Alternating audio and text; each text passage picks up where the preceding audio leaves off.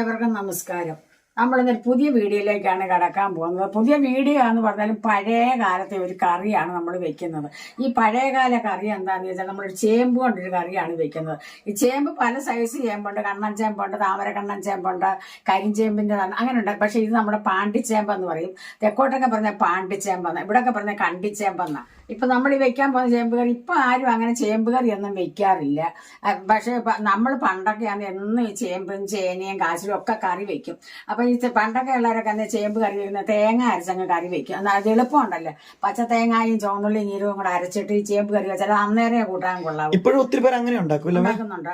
പക്ഷെ ഇപ്പൊ ഞാൻ വെക്കാൻ പോകുന്ന അങ്ങനെ വേറൊരു വ്യത്യാസമായിട്ടാണ് നമ്മുടെ ചേമ്പ് കറി വെക്കുന്നത്.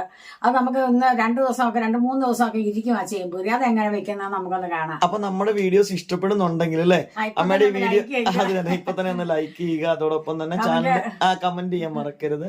പിന്നെ ചാനൽ സബ്സ്ക്രൈബ് ചെയ്തിട്ടില്ല, ജസ്റ്റ് ഒന്ന് സബ്സ്ക്രൈബ് ചെയ്യാൻ, ഒപ്പം വീഡിയോ ഒന്ന് ഹൈപ്പ് ചെയ്യാനും കൂടെ ഓർമ്മിച്ചിട്ട്. പെട്ടെന്ന് അമ്മയുടെ പഴയകാല ചേമ്പ് കറിയാണ്, പക്ഷെ ഇന്നത്തെ പുതിയ രീതിയിൽ ആ ചേമ്പ് കറി അല്ലെ, നമുക്ക് കുറച്ച് ദിവസം ഇരിക്കുന്ന രീതിയിലുള്ള ചേമ്പ് കറി എങ്ങനെയാന്ന് പെട്ടെന്നൊന്നും കാണാം അല്ലേ. അപ്പൊ ഈ ചേമ്പ് കറിക്ക് നമ്മൾ എടുത്തേക്കുന്ന ഒരു 3 കഷ്ണം ചേമ്പുണ്ട്, പിന്നെ ഒരു കുഞ്ഞുണ്ട്. അത് നമ്മളെ കണക്കിൽ കൂട്ടുണ്ട് കേട്ടോ. അത് പറിച്ചപ്പോൾ നമുക്ക് അങ്ങനെ കിട്ടിയതാണ്. ഇത് നമ്മുടെ പറമ്പിലെ ചേമ്പാണ്. അപ്പൊ ഒരു 3 കഷ്ണം ചേമ്പ് എടുക്കണം. ആ ചേമ്പ് എങ്ങനെയാണ് നമുക്ക് നുറുക്കുന്നതെന്ന് അറിയാം, നമുക്ക് അരിഞ്ഞെടുക്കുന്നതെന്ന് അറിയാം. സാധാരണ നമ്മൾ ചേമ്പ് കറി വെക്കുമ്പോ ഇങ്ങനെ അല്ല അരിയുന്നത്, ഇത് വേറെ രീതിയിലല്ലേ. അപ്പൊ വേറൊരു കാര്യമാണ്, നമ്മുടെ പറമ്പിൽ നിന്ന് പറിച്ച ചേമ്പാന്ന് വിചാരിച്ച ആരും ടെൻഷൻ അടിക്കേണ്ട. കാരണം ഇത് കടയിൽ ഇഷ്ടം പോലെ വാങ്ങിക്കാൻ കിട്ടും. പക്ഷെ കണ്ണൻ ചേമ്പൊന്നും അങ്ങനെ എപ്പോഴും കിട്ടത്തില്ല അല്ലെ. കിട്ടത്തില്ല, അതിന് സീസൺ ഉണ്ട് കണ്ണൻ ചേമ്പ്. ഇത് എപ്പോഴും കിട്ടൂല. ഇത് എപ്പോഴും ഉണ്ട്. ഇപ്പൊ പണ്ടൊക്കെ ആണെങ്കിൽ ചിങ്ങത്തിലൊന്നും കിട്ടൂല. ഇപ്പൊ ഓണത്തിനൊക്കെ നമുക്ക് ഈ പാണ്ടിച്ചേമ്പ് കിട്ടും. അത് വരവാണെന്നേ ഉള്ളൂ. ഇത് പക്ഷെ വരവല്ല, നമ്മുടെ സ്വന്തം നമ്മൾ കൃഷി ചെയ്ത, ഞാൻ കൃഷി ചെയ്തതാണ്.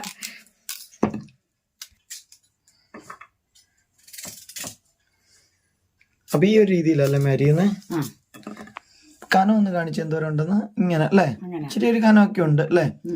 നമ്മൾ ഉരുളക്കിഴങ്ങൊക്കെ മെഴുക്കുവരട്ടിക്കൊക്കെ അരിയുന്ന ആ ഒരു രീതി അല്ലേ. പണ്ടൊക്കെ ചേമ്പ് കറി വെക്കുമ്പോ ഇങ്ങനെ കഷ്ണമാക്കുക. നമ്മൾ സാമ്പാർ കഷ്ണം പോലെ നമ്മൾ കഷ്ണമാക്കിയാണ് ചേമ്പ് കറി വെക്കുന്നത്. അങ്ങനെയാണ് തേങ്ങ അരച്ച ചേമ്പ് കറി വെക്കുന്നത്, പച്ച തേങ്ങ അരച്ച് വെക്കുന്നത്. ഇത് നമ്മൾ അങ്ങനെയല്ല, നമ്മൾ വേറൊരു വ്യത്യാസമായിട്ടാണ് നമ്മൾ ഇന്നത്തെ ചേമ്പ് കറി വെക്കുന്നത്. അപ്പോൾ നമ്മുടെ ചേമ്പെല്ലാം നമ്മൾ അങ്ങനെ കഷ്ണമാക്കി വെച്ചിട്ടുണ്ട്. അത് നമ്മളൊരു കൂട്ടാൻ ചട്ടിയിലോട്ട് ഇടാം. നമുക്കൊരു വട്ടക്കലത്തിലോട്ട് ഇടുകയാണ് ഞാൻ. അപ്പോൾ നമ്മളിത് ചേമ്പ് നമ്മൾ വെക്കാൻ പോകുന്ന വട്ടക്കലത്തിലോട്ട് നമ്മൾ ഇട്ടുണ്ട്. ഇനി നമ്മളിതിനകത്ത് ആകെ ചേർക്കാൻ പോകുന്നത് സ്വല്പം മഞ്ഞൾപ്പൊടിയാണ്. ഇത്രയും മഞ്ഞൾപ്പൊടി മതി.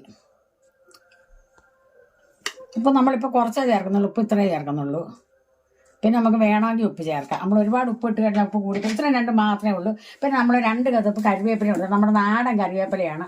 ഞാൻ ഒടിച്ചു കൊണ്ടുവന്നത് വെള്ളത്തിൽ കൊണ്ട് വെച്ചാണ് വാടാതിരിക്കാനെ കൊണ്ട്. കണ്ടോ, നമ്മുടെ നല്ല നാടൻ കറിവേപ്പിലയുണ്ട്. അതേ 2 കതപ്പ് കരിവേപ്പിലയും കിട്ടുന്നുണ്ട്. അതിന് നമ്മൾ ആവശ്യമുള്ള വെള്ളം ഒഴിച്ചു കൊടുക്കണം.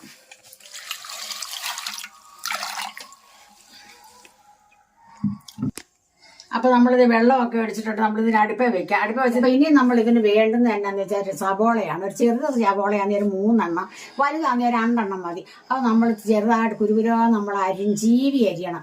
അരിഞ്ഞിട്ട് നമ്മളത് വരട്ടണം. നന്നായിട്ടത് വരട്ടിയെടുക്കണം.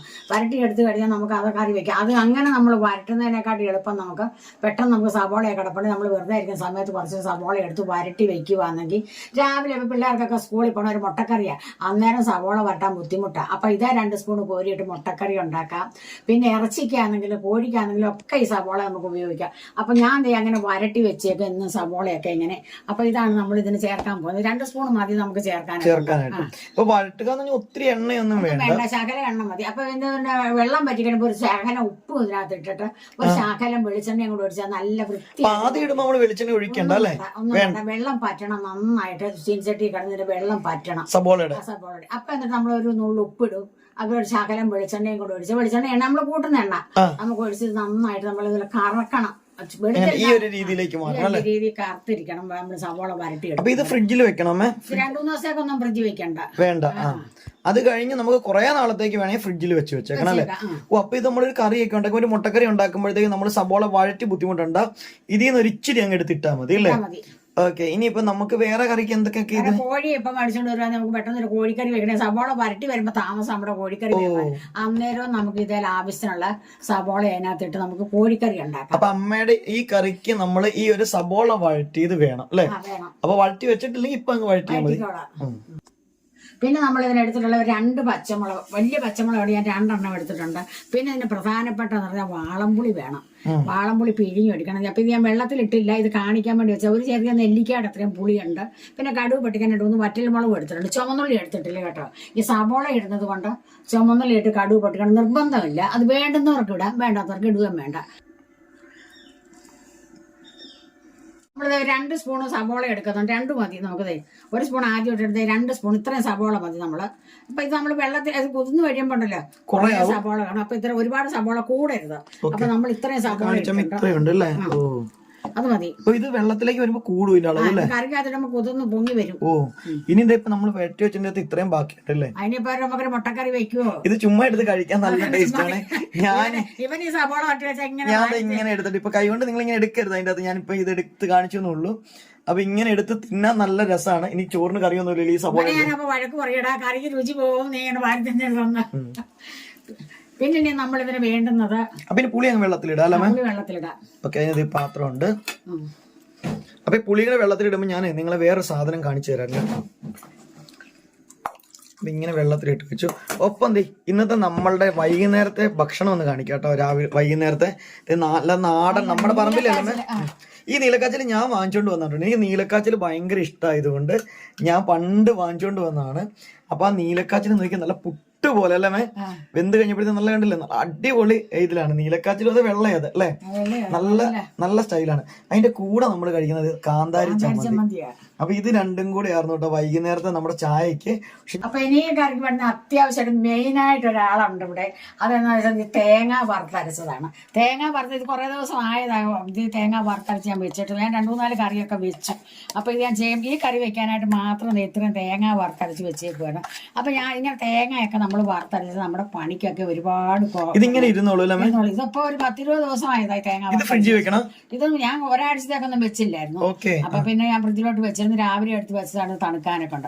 തണുത്ത് കഴിഞ്ഞപ്പോ ഇപ്പൊ നല്ല പോലെ. ഈ 2 സാധനങ്ങളുണ്ടല്ലോ നമ്മൾ കറി ഉണ്ടാക്കാനായിട്ട് നമുക്ക് ഭയങ്കര എളുപ്പം കിട്ടുന്ന സാധനം അല്ലേ. ഒരു ഉള്ളിത്തീയൽ വെക്കണമെങ്കിൽ തന്നെ തേങ്ങ വറുത്തരച്ചിട്ടുണ്ട്, ഉള്ളിയും വരട്ടി വെച്ചിട്ടുണ്ടെങ്കിൽ ഇത് തന്നെ ഇതും കൊള്ളാം തീയൽ വെക്കും. ഇപ്പൊ മുട്ടക്കറി ഉണ്ടാക്കണമെങ്കിൽ എന്ത് കറിക്ക് വേണമെങ്കിൽ ഈ 2 സാധനം ഉണ്ടെങ്കിൽ കുറെ കറി ഉണ്ടാക്കാം അല്ലേ. അപ്പൊ ഇത് നമ്മൾ തേങ്ങ സാധാരണ വറക്കണ പോലെ അങ്ങ് വറുത്ത് വെച്ച തേങ്ങ ഇത് നമ്മൾ മാറ്റി വെച്ചിട്ടുണ്ട്. ഇനി എന്താ ചെയ്യാൻ പോകുന്നത്? മുളക് പൊടിയും മല്ലിപ്പൊടിയാണ് വേണ്ടത്. ഓക്കെ. അപ്പൊ അതൊക്കെ നമുക്ക് കടുക് പൊട്ടിക്കുമ്പോ കാണിക്കാം. അങ്ങനെ മതി അല്ലേ. അപ്പൊ ഞാൻ 2 പച്ചമുളകാണ് എടുത്തിട്ടില്ല. ആ പച്ചമുളക് നമുക്ക് ഞാൻ പൊട്ടിച്ചു വെക്കാന്നുണ്ട്. ഇങ്ങനെ എരിവൊക്കെ അവനവന്റെ ഇഷ്ടത്തിന് ചേർക്കാം. ഇതിപ്പോ ഞാൻ 2 പച്ചമുളക് ചേർക്കുന്നുള്ളൂ. ഇവിടെ ഞങ്ങൾക്ക് ഒത്തിരി എരിവ് വേണ്ട, അതുകൊണ്ട് ഞങ്ങൾ കുറച്ച് പച്ചമുളക് എടുക്കുന്നുള്ളൂ. പിന്നെ വറ്റൽമുളക് മുറിഞ്ഞത് അതൊക്കെ നമ്മൾ കടുക് പൊട്ടിക്കാൻ.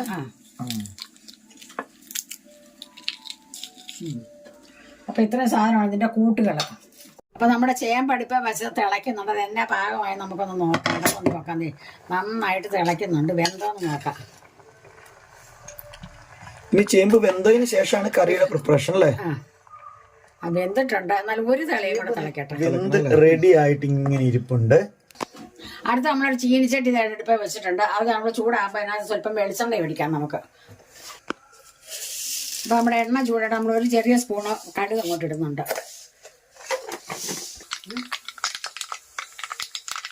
അപ്പൊ നമ്മളിത് പച്ചമുളക് പൊട്ടിച്ച് വെച്ച് നമ്മൾ കടുക് പൊട്ടിക്കാനൊക്കെ ഇടുകയാണ്.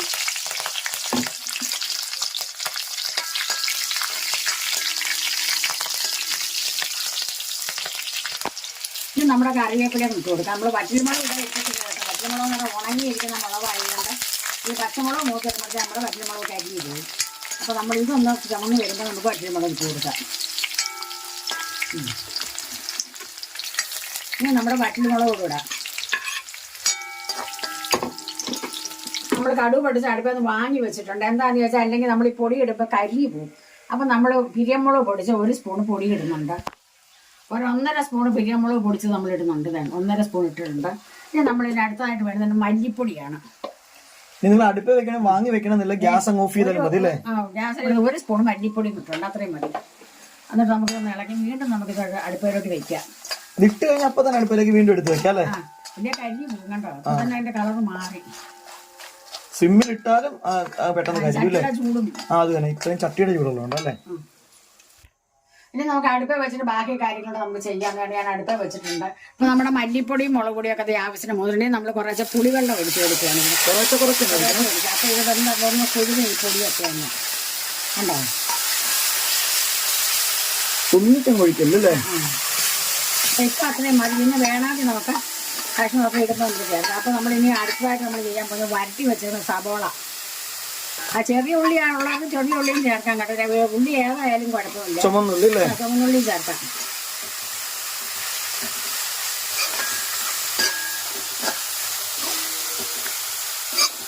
അപ്പൊ നന്നായിട്ട് നല്ല സെറ്റപ്പ് ആയില്ലേ? ഇനി തേങ്ങ വറുത്തോടെ ചേർക്കാം. ഈ കറി നിമിഷ നേരം കൊണ്ട് ഉണ്ടാക്കുന്ന കറിയാണ്. പക്ഷെങ്കിൽ ഈ സബോളയും വഴറ്റി വെക്കണം, തേങ്ങയും വറുത്തരച്ച് വെക്കണം. അപ്പൊ നമ്മൾ ശകലം വെള്ളം കൂടി ഇതിനകത്തൊന്ന് ഒഴിക്കാം. നമുക്ക് ഒത്തിരി നമ്മുടെ കഷ്ണത്തിനകത്ത് വെള്ളമുണ്ട്. അപ്പൊ അതനുസരിച്ച് നമ്മൾ ഇതിനകത്ത് വെള്ളം ചേർക്കാവൂ. ചൂടുവെള്ളമാണ്, പച്ചവെള്ളമല്ല. നമ്മൾ ഒരിക്കലും പച്ചവെള്ളം ഒഴിക്കരുത്. അപ്പൊ നമ്മൾ തേങ്ങ വറുത്തരച്ചത് ചേർക്കുക. ഇത് നമ്മളങ്ങ് ചേർക്കുക. തേങ്ങ ഇത്രയേ ഉള്ളൂ. അപ്പൊ നമ്മൾ ഇനി ഇത് വെച്ചേക്കണ്ട. അപ്പൊ തേങ്ങ വറുത്തരച്ച് നമ്മൾ മൊത്തം ചേർത്ത് 2-3 കറി നമ്മൾ വെച്ച് തേങ്ങ കൊണ്ട് തേങ്ങ വറുത്തരച്ചോണ്ട് ചെല്ലുമ്പോ കറിയുടെ രുചി മൊത്തത്തിൽ മാറും അല്ലേ? അപ്പൊ കേട്ടോ നമ്മുടെ കൂട്ടുകളെല്ലാം നല്ല റെഡി ആയിട്ടുണ്ട്. അപ്പൊ നമ്മൾ വേവിച്ച് വെച്ചേക്കുന്ന ഈ കഷ്ണം കൂടെ നമ്മൾ ഇതിന്റെ കൂടെ അങ്ങോട്ട് ഒഴിക്കുവാണ്. വെള്ളം വേണം ശകലം കൂടെ. ചേമ്പിന്റെ അകത്ത് വെള്ളം കുറവല്ലേ? വെള്ളമൊക്കെ നമ്മൾ നോക്കി ഒഴിക്കണം ആവശ്യത്തിനല്ലേ? ഒഴിക്കണം. ഇന്ന് ഇറച്ചിക്കറിയും മീൻകറിയും അങ്ങനത്തെ കറികളൊക്കെ കഴിക്കുന്നവർക്ക് ഇത്തരം കറികളൊക്കെ ഒരു വെറൈറ്റി ആയിരിക്കും. കറികളൊക്കെ നല്ല നല്ല കറിയൊക്കെയാണ്. നമുക്ക് ഒത്തിരി വലിയ നമ്മൾ കാശ് കൊടുത്തൊന്നും മേടിക്കില്ല. അപ്പൊ തേങ്ങയും സബോളയൊക്കെ ഉണ്ടെങ്കിൽ 2 കഷ്ണം ചേമ്പും ഒക്കെ ഉണ്ട്. ഇതുപോലെ നല്ല അടിപൊളി കറി ഉണ്ടാക്കാം നമുക്ക്. ഇനി ഇതിനകത്ത് ഉപ്പൊക്കെ നോക്കട്ടെ ഞാൻ. അപ്പൊ ഉപ്പൊക്കെ വേണമെങ്കിൽ ഇപ്പോഴാണ് ഇട്ട് കൊടുക്കണ്ടല്ലേ? വേണം ഉപ്പ് ഒക്കെ ഉണ്ട്. അപ്പൊ പുളി ബാക്കി നമ്മൾ ഒഴിക്കണ്ടേ ഇനിയല്ലേ? ഇച്ചിരി വെള്ളം കൂടെ ചേർക്കാം, കൂടെ തിളയ്ക്കണം. തിളയ്ക്കുമ്പോ ഇത് കുറച്ച് കുറുകൂലമേ ചേമ്പായിട്ട് കൊണ്ട് തന്നെ അല്ലേ? ഉള്ളി എല്ലാം കൂടെ കുതിർന്ന് വരുമ്പോഴേ അപ്പൊ വെള്ളം ചേർത്ത് പോവും. വെള്ളം ചേർക്കുമ്പോ തിളപ്പിച്ച വെള്ളം ചേർക്കണം അല്ലേ? തിളപ്പിച്ച വെള്ളം ചേർക്കണം, അല്ലെ നമ്മുടെ കറി ഇരുന്നാ വടിച്ചു പോകും.